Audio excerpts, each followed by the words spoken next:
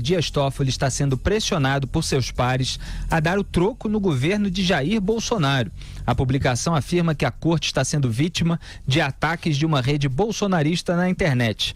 Por isso, pode levar ao plenário uma espécie de pauta do terror para assustar o Palácio do Planalto. Nos bastidores, magistrados lembram que o Supremo nunca derrubou ato do governo. Um deles, que não se identificou, disse ao Estadão, no entanto, que o Planalto não apenas não tem retribuído a gentileza e generosidade, como parece cada vez mais incentivar as agressões virtuais contra o tribunal e seus ministros. O movimento recrudesceu na semana passada, quando o STF aplicou um golpe na Lava Jato. Dias Toffoli também anunciou naquela mesma quinta a abertura de inquérito para investigar a existência de fake news, ofensas e ameaças dirigidas a integrantes do Supremo.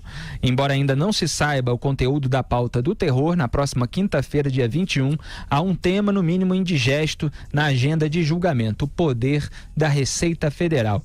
Atualmente, a Receita não precisa pedir autorização judicial para encaminhar informações à polícia e ao Ministério Público quando comprovado ilícito penal no fim de um processo administrativo do fisco.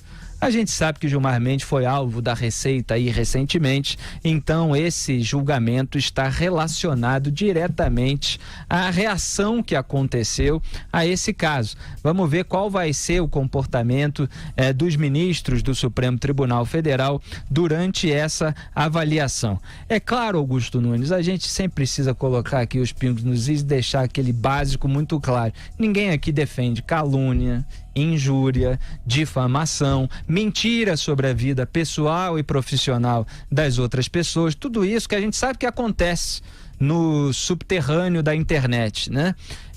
Agora, a crítica a decisões do Supremo Tribunal Federal, você citou uma frase aqui outro dia, ela é absolutamente legítima. E essas plantações de ameaças, de você revogar decisões do governo, isso aí tem uma cara de que vem também do subterrâneo do Supremo para dar um chega para lá na turma bolsonarista, e fica uma guerra muito feia, né? Olha, e é blefe, né?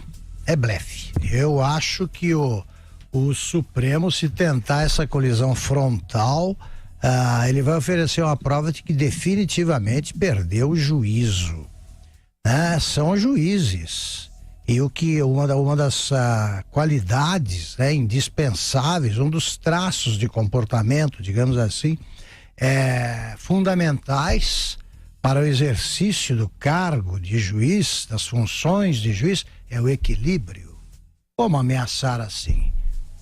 Eles têm provas de que é o presidente Bolsonaro que está estimulando esses ataques. Eles têm sido atacados na internet, por redes sociais, pelo que fazem.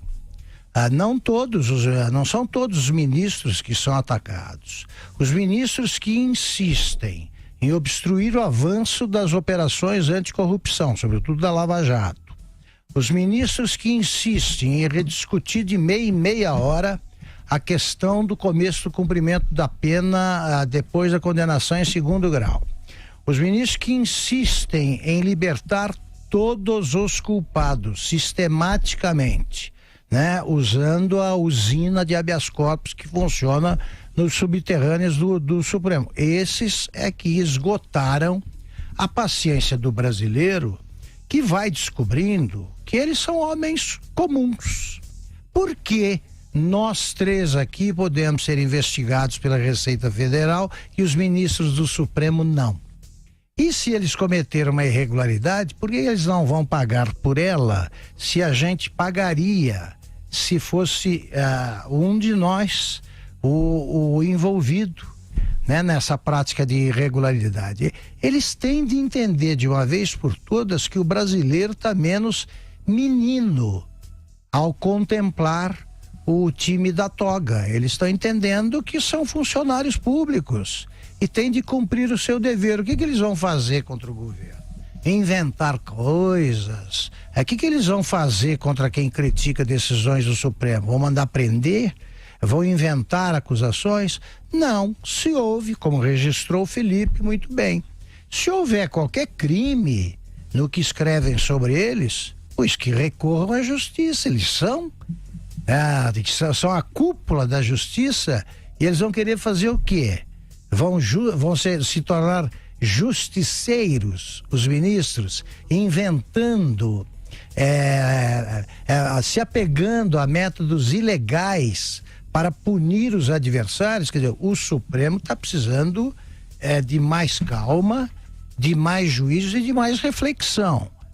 Pelo menos os 6 jucás ali que aprovaram aquele absurdo, né, numa das sessões. Então eu não sei o que, contra a Lava Jato. Então é o seguinte, sosseguem, porque ninguém tem medo de vocês, não. Repito, não tem nada de Vossa Excelência, vocês não inspiram medo, e vocês só podem fazer alguma coisa ser baseados na lei, senão pagarão por isso, como qualquer fora da lei. É isso aí, a gente tem voz para denunciar qualquer abuso e tem a pressão popular sempre contra aqueles que abusam do poder que tem. José Maria Trindade. Pois eu antecipei aqui, eu disse, né, que essa decisão do presidente Dias Toffoli em criar um inquérito para investigar era inconstitucional, porque a justiça, o executivo, o judiciário não tem poderes para fazer isso. Veja bem numa projeção.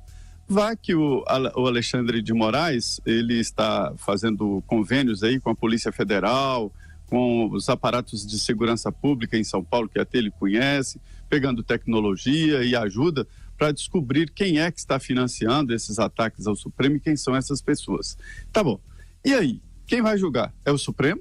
Quer dizer, o Supremo decide investigar e decide ao mesmo tempo denunciar e decide ao mesmo tempo condenar. Quer dizer, isso é impossível. Nós estamos convivendo num momento da política brasileira, da vida brasileira, de guerra entre os poderes. E isso é positivo, porque é preciso sim disputar espaço aqui na Praça dos Três Poderes, porque através destas cotoveladas é que os poderes se firmam e ali eles vão se moldando, né? O Supremo teve um auge de importância, sim, foi o grande poder na época do julgamento do Mensalão, quando Joaquim Barbosa rompeu todos os laços, aquela história de cobra não engole cobra, que corre aqui por Brasília, que eu detesto essa história de cobra não engole cobra, né? Mas tem outros animais que engolem cobra, sim, e são predadores.